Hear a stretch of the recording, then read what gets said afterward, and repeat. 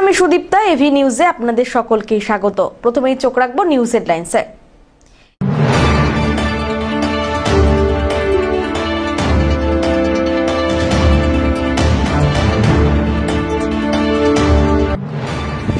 কেরল থেকে ফিরেই হাতির হানায় মৃত্যু পরিযায়ী শ্রমিকের, গভীর শোকের ছায়া নামল এলাকায়।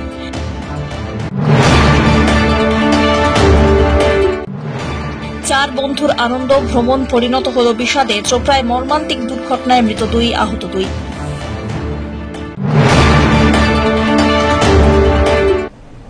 এবার আসছে বিস্তারিত সংবাদে। কেরালা থেকে পরিযায়ী শ্রমিকের কাজ করে ফেরা রাজেশ ওরাও প্রাণ হারালেন হাতির হামলায়। গজলডোবা ক্যানেলের রোডের ভালোবাসা মোড় এলাকায় এই মর্মান্তিক ঘটনা ঘটেছে। রাজেশ ওরাও রাজগঞ্জ ব্লকের মান্তাতরি গ্রাম পঞ্চায়েতের মহারাজঘাট এলাকার বাসিন্দা। পরিবার সূত্রে খবর, গতকালই তিনি কেরালা থেকে বাড়ি ফিরেছিলেন। এর ঠিক পরের দিন সকালে বের হলে গজলডোবা ক্যানেল রোডে একটি বুনো হাতির সামনে পড়ে যান তিনি। স্থানীয়রা জানান, হাতিটি আচমকা এসে রাজেশকে আক্রমণ করে এবং ঘটনাস্থলে মৃত্যু হয় তাঁর। এই ঘটনায় গোটা এলাকায় নেমে এসেছে গভীর শোকের ছায়া। বন দপ্তর এবং প্রশাসনের পক্ষ থেকে ইতিমধ্যেই শুরু হয়েছে তদন্ত। এলাকাবাসী বন্যপ্রাণী উপদ্রব কমাতে উপযুক্ত ব্যবস্থা নেওয়ার দাবি জানান। দেহ ময়নাতদন্তের জন্য নিয়ে যাওয়া হয় বন দপ্তরের পক্ষ থেকে।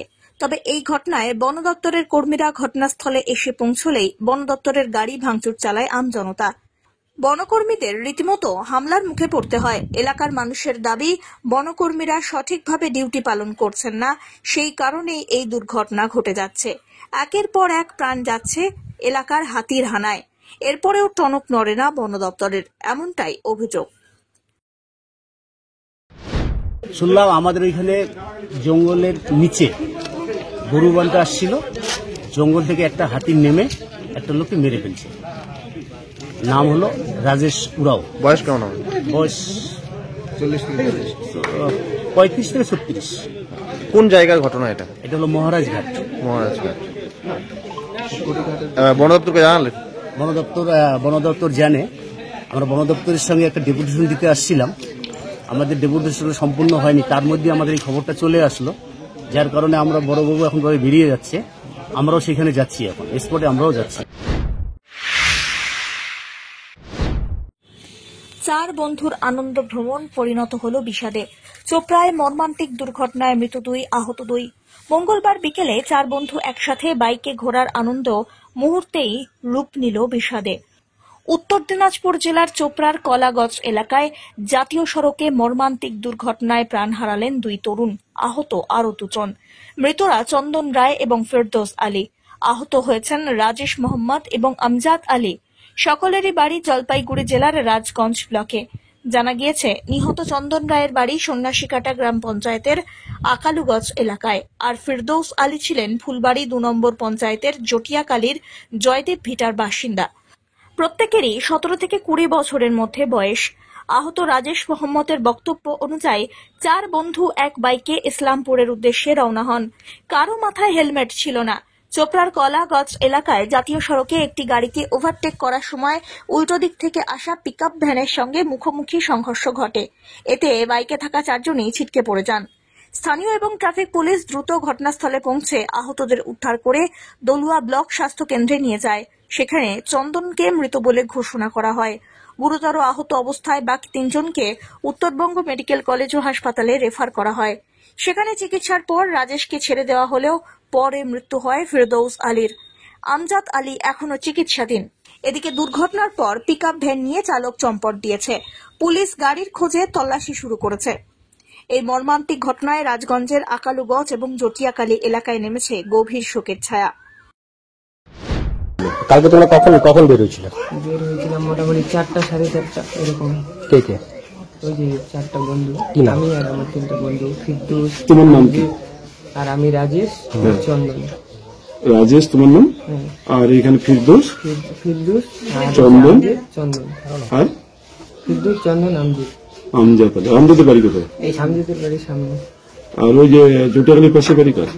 জটিয়াখালীর পাশে ফিরদৌসের বাড়ি। কি ঘটনা হইলো তোমার যখন যাচ্ছিলে? হঠাৎ করে কি হলো?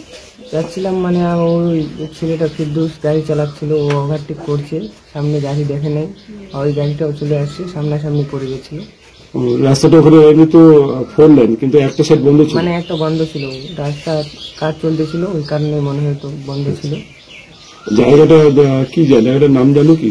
জায়গাটার নাম তো বলতে চোপড়ার কাছে কি? চোপড়ার কাছেই। আচ্ছা, তোমার ইসলামপুর যাবে থেকে বেরিয়েছিলে? হ্যাঁ, ওইদিকে। তোমার নাম কি আছে? রাজেশ এমডি। কি গাড়ি ধাক্কা মারছে, মুখোমুখি হয়েছে? Pick up. পিক আপ গাড়ি ছিল। তুমি পিছনে বসেছিলে? না, আমি ছিলাম 2 নম্বরে, মানে যে চালাচ্ছিল ওর পরে আমি ছিলাম। আচ্ছা, তোমার পিছনে আরো বসেছিল। আর যে চালাচ্ছিল ওর নাম কি আছে? যে চালাচ্ছিল ও তো ফিরদৌস, ওর পিছনে আমি ছিলাম রাজেশ, আর তারপর ছিল এসে আমজেদ, তারপর সবার পিছনে ছিল যে চালাচ্ছিল চন্দন তো? না না, যে চালাচ্ছিল ওর নাম ফিরদৌস। আচ্ছা, ওর বাড়ি যেটা আচ্ছা, চন্দন কোথায় বসেছিল? চন্দন। চন্দন তো তোমার সবার পিছনে ছিল। আচ্ছা। তোমার কেউ হেলমেট পরেছিলে না? হেলমেট ছিল না। তোমার কোথায় কোথায়? আমি তো ঘটনাটা যখন ঘটে তখন আমি গাড্রার দিকে গেছিলাম। বাই ফোনে আমি শুনলাম যে ওরা বন্ধু 2 মিলে না কয়জন মিলে ঘুরতে গেছিল চোপড়ার ওদিকে। তো চোপড়ার ওদিকে ঘুরতে যাওয়ার সময় ওরা রাস্তায় এখন গাড়ি মেরে দিয়ে গেল না এরাই ধাক্কা লাগাইলো, এখনো সেরকম খবরটা পাইনি। কিন্তু এরা মানে একজন ওখানে স্পট ডেথ হয়ে গেছে এরকম ফোন পেলাম। আমরা তো সাথে সাথে গেলাম, আমরা তখন মেডিকেলে গেলাম। মেডিকেলে গিয়ে দেখি যে 2 জন খুব সিরিয়াস আর একজনকে আনেনি। তারপর আমরা চলে গেলাম চোপড়া থানায় যোগাযোগ করে আমরা চোপড়ায় দেখলাম যে চন্দন রায় নামে যে ছেলেটা, এই ছেলেটা ওখানে স্পট ডেথ। কয় বন্ধু মিলে গেছে? আমি তো শুনলাম যে এরা 4 বন্ধু মিলে গেছিল। এখন ওখানে তখন তো আমি ছিলাম না, ওটা শুনলাম আর কি। এক বাইকে ছিল কিনা ওটা বলতে পারলাম না। 2জন 2টা বাইক নিয়ে গেছে না একটা বাইক নিয়ে গেছে সঠিক বলতে পারলাম না। 4 জনের বাড়ি, 3 জনের বাড়ি আকালগঞ্জ আর একজনের বাড়ি হচ্ছে ওটা দোকান ঘোড়া বলি আমরা, ফুলবাড়ি জিপি ফুলবাড়ি 2 এর জটিয়াকালীর পাশে আর কি। 4 জন কি বন্ধু? হ্যাঁ, 4 জনের বন্ধু এবং ওরা সবসময় থাকতো একসাথে। আর এই ছেলেটা প্যান্ডেলের কাজ করতো। এই চন্দন নাম, বয়স 19। বাকি ওরকমই ওই 19-20 মধ্যে। রাজগঞ্জ থেকে সুস্মিতা চন্দ্রের রিপোর্ট, এভি নিউজ।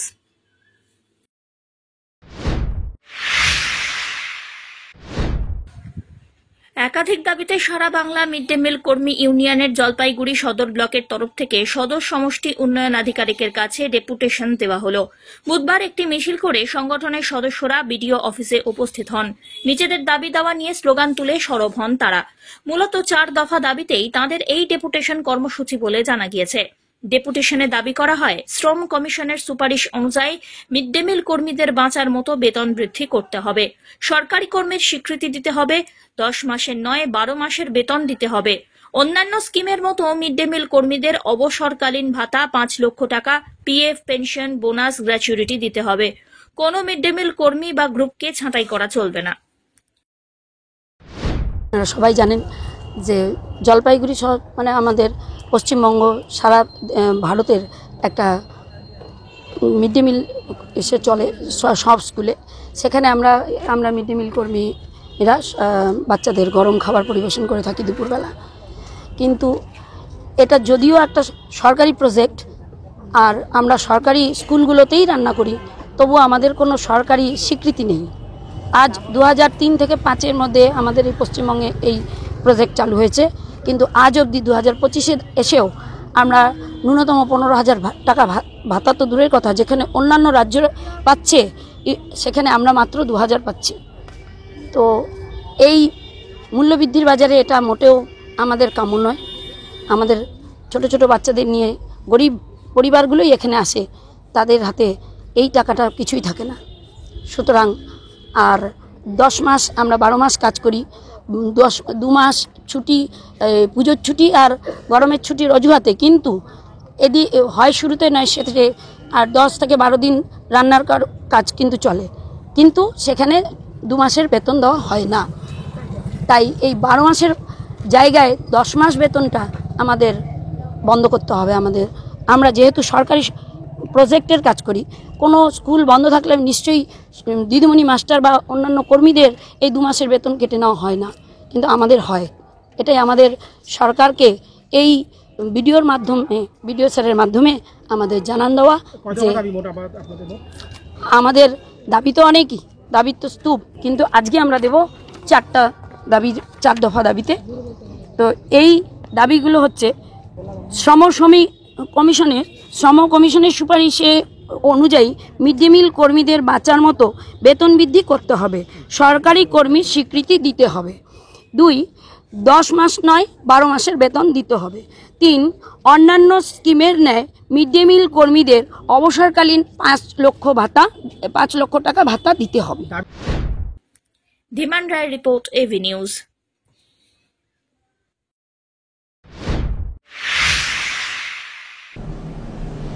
নিয়ে নিচ্ছে ছোট্ট একটি বিরতি, ফিরে আসছি বিরতির পর, সঙ্গে থাকুন। বার্লিয়া হুন্ডাই নিয়ে এলো নতুন গাড়ি ক্রয়ের উপর আকর্ষণীয় ছাড়। Starting price NIOS 5,93,300, XTR 6,20,700, i20 7,58,800, ভেডু 7,69,100। সঙ্গে পেয়ে যাবেন যে কোনো গাড়ির এক্সচেঞ্জের সুবিধে, সাথে থাকছে ইজি স্পটস ফাইন্যান্সের ব্যবস্থাও। এখানে পাবেন সেলস অ্যান্ড সার্ভিস ও স্পেয়ার পার্টস ক্রয়ের সুবিধাও। তাই দেরি না করে আজই যোগাযোগ করুন বার্লিয়া হুন্ডাই, পাহাড়পুর মোড়, জলপাইগুড়ি। ফোন করুন 8653305777 নম্বরে।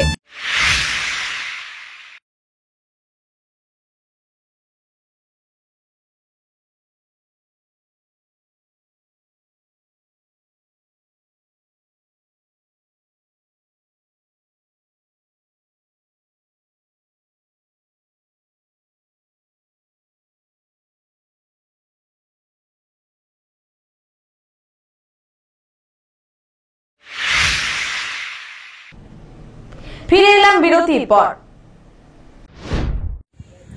মহকুমা স্তরের পর্যালোচনা বৈঠক অনুষ্ঠিত হল বুধবার। এদিন জলপাইগুড়ি জেলা শাসক দপ্তরে রিজিওনাল ট্রেনিং সেন্টারে বৈঠক অনুষ্ঠিত হয়। সদর মহকুমা শাসক তমজিৎ চক্রবর্তীর পাশাপাশি অন্যান্য বিভিন্ন দপ্তরের আধিকারিকরা উপস্থিত ছিলেন। বৈঠকের পর সদর মহকুমা শাসক জানান, সাব ডিভিশনাল ডেভেলপমেন্ট মনিটরিং কমিটির বৈঠক এটি। মুখ্যমন্ত্রীর নির্দেশে প্রত্যেক মাসে এই বৈঠক হয়। প্রত্যেকটি ব্লক, পুরসভা এবং অন্যান্য দপ্তরগুলির সঙ্গে সমন্বয় সাধনের উদ্দেশ্যেই এই বৈঠক অনুষ্ঠিত হয়। এরই মধ্যে বর্ষার আগাম প্রস্তুতি, বিভিন্ন বিভাগের কাজের পর্যালোচনা, পঠন পাঠনের মানোন্নয়ন, বাচ্চাদের আরও বেশি করে স্কুলমুখী করে তোলা প্রভৃতি বৈঠকে আলোচনা হয়। মহকুমা স্তরের সমস্ত দপ্তরের প্রতিনিধিরাও এদিনের বৈঠকে উপস্থিত ছিলেন। আগামী বর্ষা নিয়ে সব দপ্তরই প্রস্তুত রয়েছে, তবে যেখানে প্রয়োজন সেই সমস্ত দপ্তরের কাজের ওপর জোর দিতে বলা হয়েছে বলে জানানো হয়। এটা মহকুমা স্তরের পর্যালোচনা বৈঠক প্রত্যেক মাসেই হয়। Sub divisional development monitoring committee বলে। মাননীয় মুখ্যমন্ত্রী যে নির্দেশগুলো থাকে প্রত্যেকটি ব্লক, মিউনিসিপ্যালিটি এবং যে ডিপার্টমেন্টসগুলো আছে তাদের সমন্বয় সাধনের জন্য এই বৈঠকটা করা হয়। বিভিন্ন বিষয় নিয়ে আলোচনা হয়েছে। তার মধ্যে আসন্ন বর্ষার প্রস্তুতি, আপনারা জানেন দক্ষিণ পশ্চিম মৌসুমী বায়ু ঢুকে পড়েছে, তার যে সম্পর্কিত প্রস্তুতিগুলো, এছাড়া বিভিন্ন বিভাগের বিভিন্ন কাজ রয়েছে, যেরকম কঠিন বর্জ্য, সেগুলো নিয়ে আরও বিভিন্ন যে বিষয়গুলো রয়েছে প্রত্যেকটা জিনিস নিয়ে আলোচনা হয়েছে। যেরকম শিক্ষাক্ষেত্রে পঠন পাঠনের মানোন্নয়ন বা বাচ্চাদেরকে আরও কীভাবে স্কুলমুখী করে তোলা যায়, কোথাও কোনো ডিপার্টমেন্টের অসুবিধা আছে কিনা, এই ধরনের বিষয়গুলো নিয়ে আলোচনা হয়। কোন কোন দপ্তর ছিলেন স্যার আজকে? আমাদের মহকুমা স্তরে যে কটা দপ্তর আছে সমস্ত দপ্তরই আজকে মিটিংয়ে ওনারা অ্যাটেন্ড করেছে। সব্যসাচী মজুমদারের রিপোর্ট, এভি নিউজ।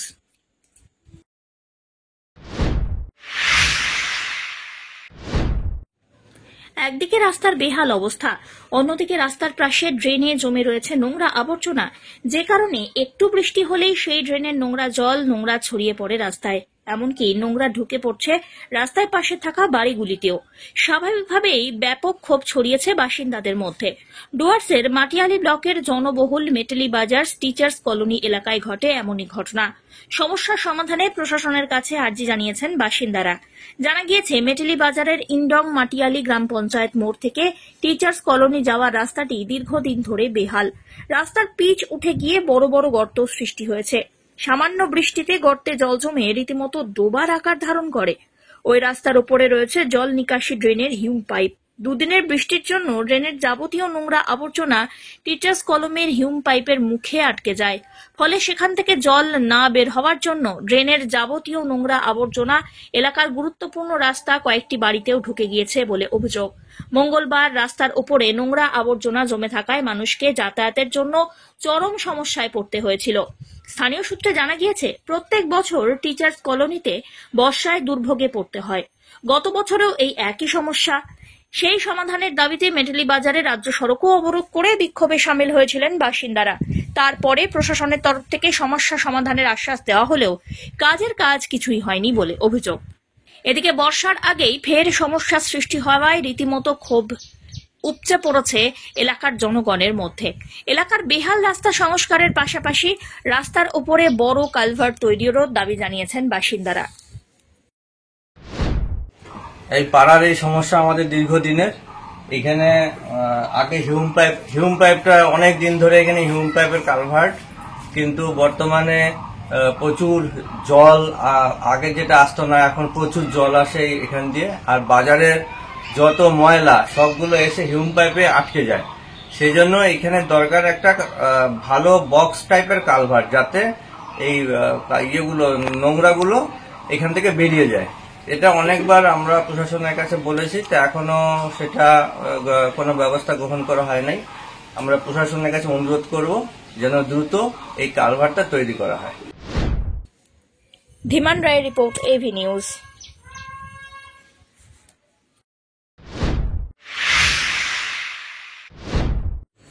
জলপাইগুড়ি জেলা ক্রীড়া সংস্থা পরিচালিত সুপার ডিভিশন ফুটবল লিগ 2025 শুরু হয়েছে মঙ্গলবার থেকে। খেলাটি অনুষ্ঠিত হচ্ছে টাউন ক্লাবের মাঠে। এই খেলা শুরু হয়েছে 6ই মে, সমাপ্তি হবে 7ই জুন। টান টান উত্তেজনার মধ্যে দিয়ে বুধবারের খেলা সমাপ্তি হলো। বুধবার খেলা ছিল RYA বনাম JYCC। RYA 3 গোল করে, অপরদিকে JYCC ক্লাবও 3টি গোল করে। JYCCর হয়ে 3টি গোল করেন বিকাশ ওরাও, MD রাহুল এবং মানব দাস। অপরদিকে RYA হয়ে 3টি গোল করেছেন দীপঙ্কর রায়, অর্ঘ্যদীপ রায় এবং রাজা বিশ্বাস। এই খেলার ফলাফল ড্র হয়। JYCCর হয়ে ম্যান অব দ্য ম্যাচ হন প্রদীপ রায়। পিনাকি শীলের রিপোর্ট।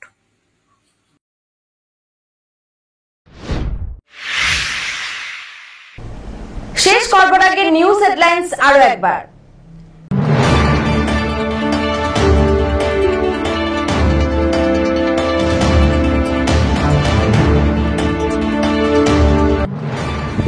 কেরল থেকে ফিরেই হাতির হানায় মৃত্যু পরিযায়ী শ্রমিকের, গভীর শোকের ছায়া নামল এলাকায়।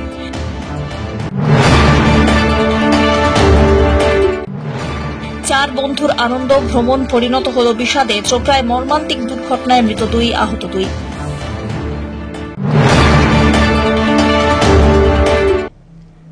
এখনকার মতন এভি নিউজ এ পর্যন্তই। পরবর্তীতে আসছি আরো সংবাদ নিয়ে। দেখতে থাকুন আমার ভিশন। নমস্কার।